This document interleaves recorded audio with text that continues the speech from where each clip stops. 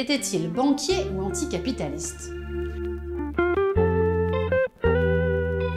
Dieu a-t-il un compte en banque? Dieu paye-t-il ses impôts? On n'en sait trop rien.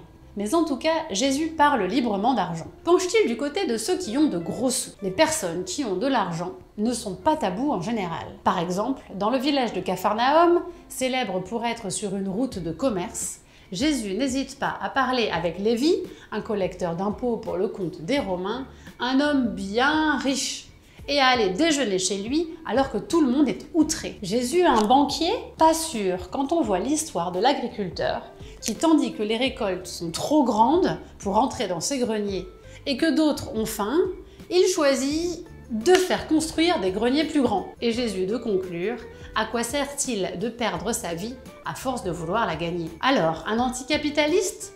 On peut s'interroger, car si on lit mal les Écritures, on pourrait croire qu'il n'aime pas les riches. Hashtag, il est plus dur à un riche d'entrer dans le royaume des cieux qu'à un chameau de passer par le trou d'une aiguille. Ou encore quand il demande au jeune homme riche de tout quitter pour le suivre. En réalité, Jésus semble prôner un équilibre.